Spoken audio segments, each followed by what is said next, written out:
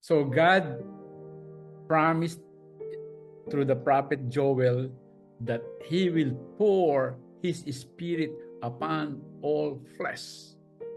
And when Jesus Christ came, that promise of the Father, which is his spirit, his own spirit, the Holy Spirit, Jesus said before he came up to heaven, he told the apostles, the disciples, do not leave Jerusalem and wait for the promise of the Father.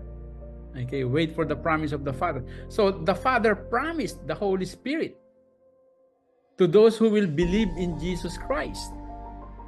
So the baptism of the Holy Spirit, the outpouring of the Holy Spirit in Pentecost is not really, I would say, an optional thing to the followers of Jesus, to us. It's a command.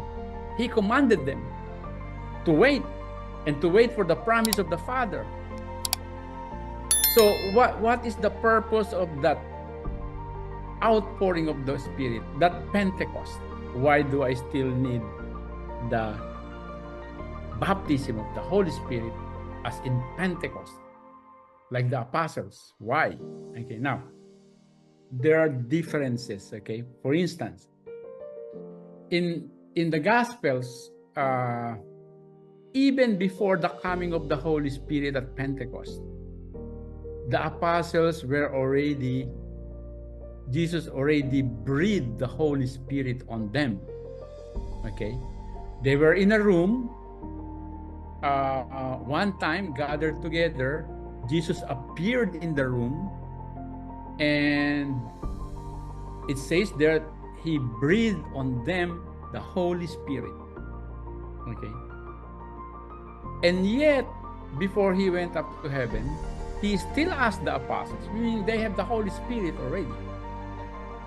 And yet he still asked the apostles, said, you have to wait for the promise of the Father, the promised Holy Spirit who will come upon you. And this is the reason why. And you shall receive power. Okay? When the Holy Spirit is come upon you. Meaning, the apostles are not really equipped yet to do their job until the Holy Spirit comes upon them. Okay? It's the same thing with Jesus Christ. Until the Holy Spirit came upon Jesus, remember in the river Jordan, when John the Baptist baptized him and the Holy Spirit came upon him like a dove, that was the only time he started ministering, Jesus Christ. Okay? And he was 30 years old then. And then he went to the mountain and he battled the enemy, the devil, because now he has the power of the Holy Spirit. And when he came down after that 40 days and 40 nights, he came down, it says, with the power of the Holy Spirit. And he started ministering.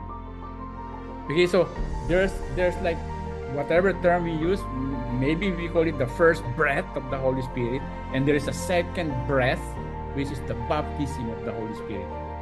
And the baptism of the Holy Spirit is necessary for the empowerment.